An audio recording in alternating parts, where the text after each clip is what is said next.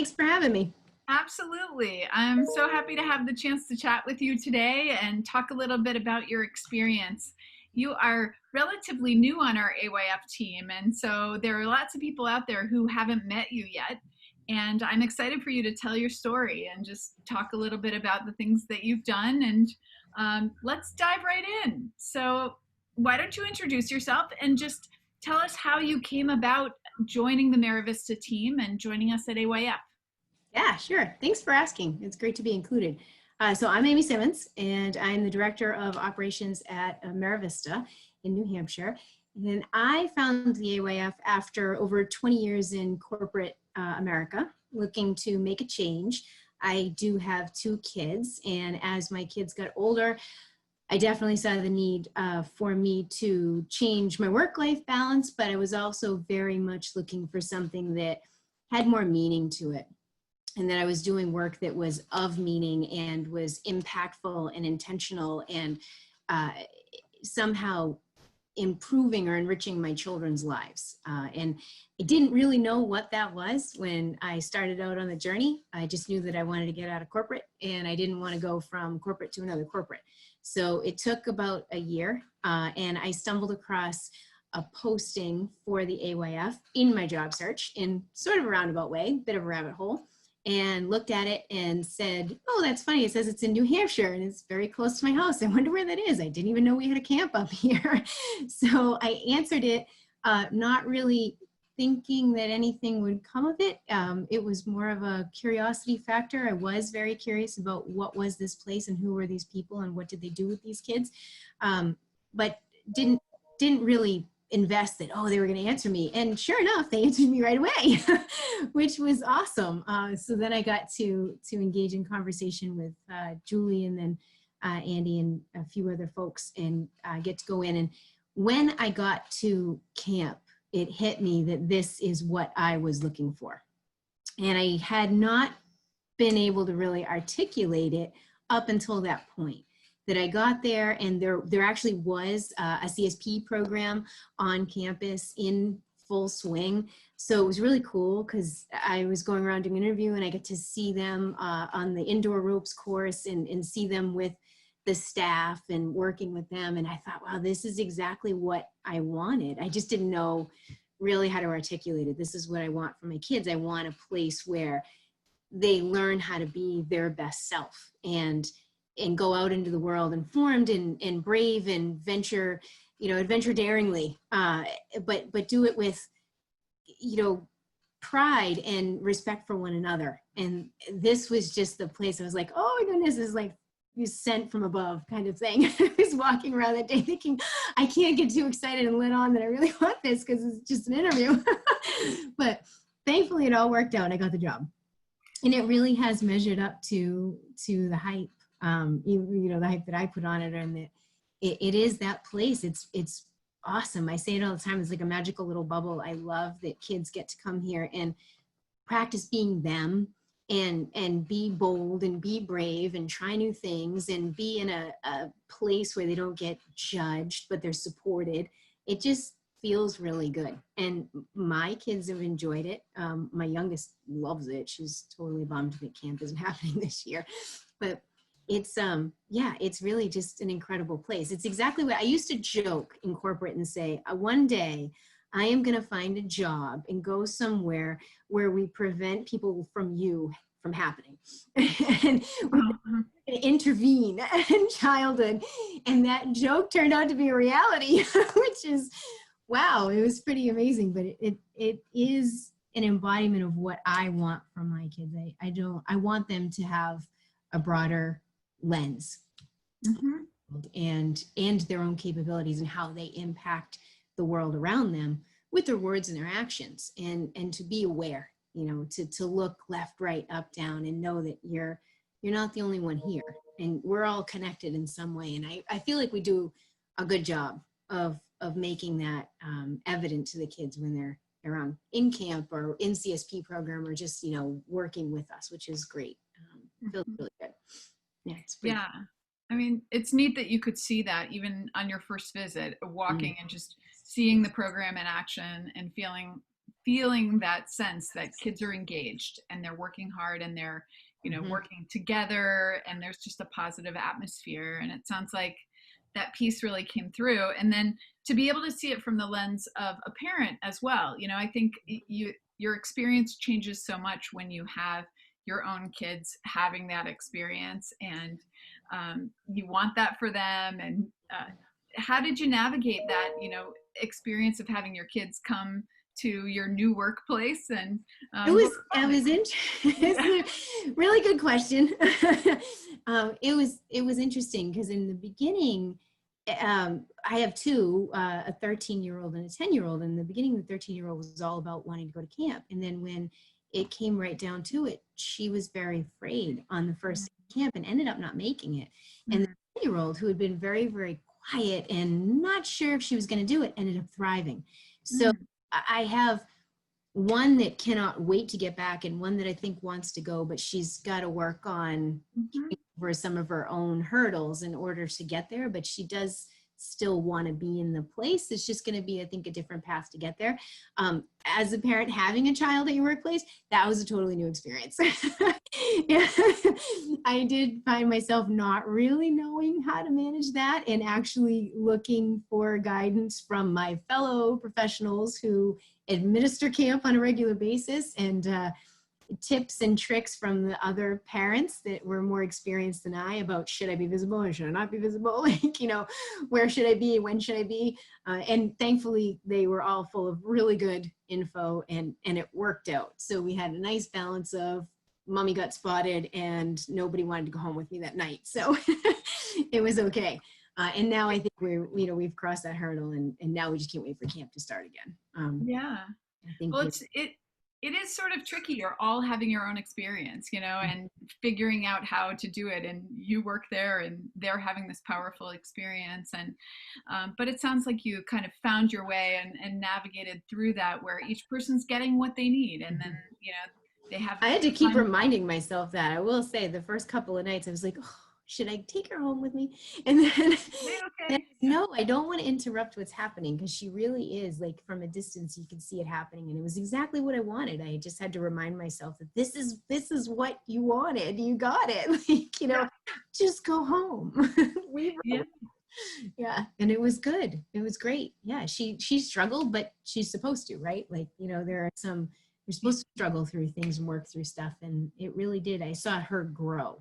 At the end of her season, when I picked her up, it was a definite difference in her independence level, her feeling like, she could speak out loud in front of people, which she hadn't done before. So it was, there was some huge steps taken, which I'm super grateful for. Absolutely. And, as a former staff kid myself, and then now a parent of kids who've been in the program, I would say their experience, it is much more difficult for them than for kids whose parents drop them off and then they're coming back in a couple weeks. I mean, seeing a parent there while you're trying to adjust to camp is a real challenge, and very common to have kind of a stop and start experience with it. Really, really common, just because it's such a different journey. But your understanding of what they're going through is so priceless. And, when you have seen it up close and you really understand it, that's amazing. So awesome. Tell us a little bit more about operations director. What exactly does an operations director do, and how is that different from a camp director? How do you direct the operations of something as huge as Merrowvista?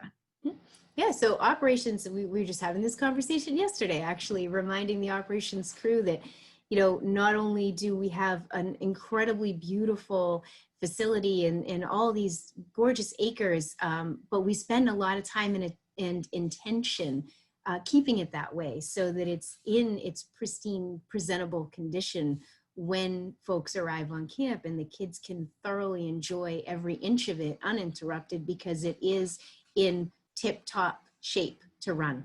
So from an operations perspective is different depending on the season, but in the summertime, it's really keeping camp running and supporting the camp team so that they can do their job, and being there silent support system in the background who's making sure that trash is emptied and toilets are working and everything is ready to go, that when they want to use it, it's going to work, and it's not going to be, oh, we can't do this and have to do something else because it's broken. So it's that running around in the shadows, you know, making sure that everything is organized and working and ticking along just like it should be. In the CSP season or in the fall season, spring, when we don't have summer camp, we still do have kids on campus with school systems. And again, it's just supporting that CSP team, getting ahead of it, making sure that camp is ready for that incoming school. Everything is just so they can go ahead and do their program uninterrupted. And then when that's over, going back in and getting it ready for the next one. And it's everything from emptying the trash to making sure that buildings are upheld and upkept, and that the vehicles that we use, and the tractors and the trucks and everything runs smoothly. All of the maintenance is done when it's supposed to be done. We can't have a catastrophe. So we work ahead to make sure that there are none of those so that we're there to support camp and CSP if they have one, which could happen, but we're there to back them up and keeping things looking beautiful so that when parents come to site too, they can see where their kids are and what they're involved in and where they're sleeping and what does it look like and what kind of bathrooms are they using, and knowing that you feel confident and comfortable that your child is in a safe, well-kept, healthy environment. And all of that comes from regular maintenance and support, which is really what the facilities and the operations teams give to the sites. Well, it's such a complex, operation with all the pieces moving. And I know even this season, even though the summer programs won't be happening on site, there's a lot of action. There's a lot of sort of projects underway. And I mean, do you feel like you're using this window without campers in a sort of a new way? Yes, yeah, most definitely. So there was that initial sadness that we weren't going to have the kids on site for summer, because we really do look forward to having them. And then there was the realization that we had this giant window of time with no feet on the site. So what do we need to do now, ideally, so that it's all done before the feet come back in 2021? So we have undertaken several big projects, one of which is renovating the farmhouse. That has been on the docket for quite some time and very difficult to do because the farmhouse is the hub of activity. So all year round, there's lots of feet in the farmhouse, never a quiet, dull moment. So this is a perfect opportunity, with it being empty, for us to really take away everything we want to take away and tear down and build back up and make it beautiful so that it's ready to go and have the benefit of not annoying your fellow coworkers with noise and smelly products along. And you don't have to worry about lots of feet running through it. The farmhouse is the first one on the docket, but we have other things that we're going to do, like a commercial laundry set up in the bottom of the treehouse in the meadow. And then we've done tons and tons of work on site, brush removal, and making things just really look crisp. All of the things that we weren't necessarily able to go to that level when there's kids on site. So we've really gone crazy. So when you all come back, it will be gorgeous. There will be the moment. That's what we want. Nice. I'm sure there will be. I mean, so many things are happening, and that farmhouse is such a mission control, and there's so many people packed into that space. I think that's super exciting that you can step back a little bit, redesign it for maximum use of the space, and get it done during a season without campers. So there are some upsides, as sad as it is to acknowledge. It will be a very different kind of summer, but you're using the time, and really the site will always be better for what we're able to invest right now. Yes. We chose to go that positive road of let's make the best of this time. We'll be thankful for it later. Yeah, for sure. Absolutely. And what are you looking forward to in the future? You know, when next year rolls around, what's the future at Merrowvista? What's the grand vision and excitement for what's ahead of us? Yeah, I think just with this new COVID reality that we're in, it's sort of changed everybody's view of the future. I'm very excited to get kids back on camp at this point in some fashion. But I am excited about the possibilities of what that might look like, based on new rules and regulations and the different things that we have to put in place to be able to bring kids on camp, and how do we navigate those waters. They're constantly changing as we speak. What does that look like, and how do we still, present camp and provide all of this great programming through that? So I am excited about tackling that, and then giving kids that experience that they really look forward to and that they need, which is camp. They need camp.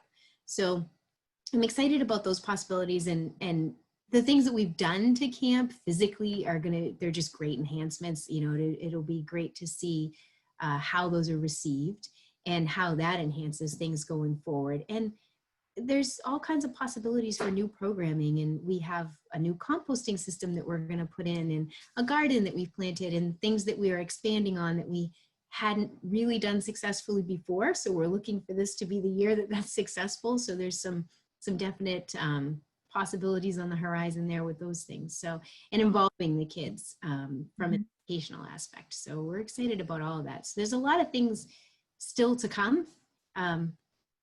Trying to keep a positive outlook on what those changes may be. Absolutely. Even as we work remotely, there's excitement about the future, and absolutely sort of embracing, we don't know what the regulations will look like or how we'll need to move to keep people safe, but there's already a lot of work underway to try to get those pieces in place. Yeah, lots of it. Good. Well, I feel like we're getting a great feel for you and for who you are and what you're doing. We've come to the time in the interview where you share maybe something people don't know about you. This is the bonus for watching this far. Is there a secret aspect of Amy that you would like to share with our friends in the AYF, or something about you that people don't necessarily know?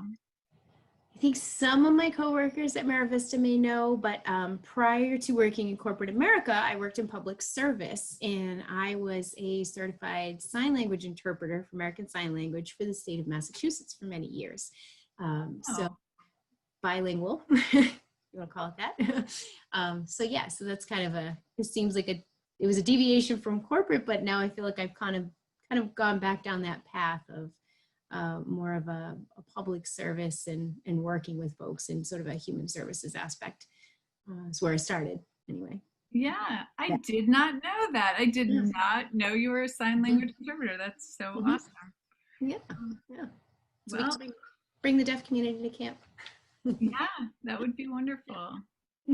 Well, we're so lucky to have you, and so lucky that you stumbled upon us and are bringing your prior experience and just making Merrowvista such an amazing place.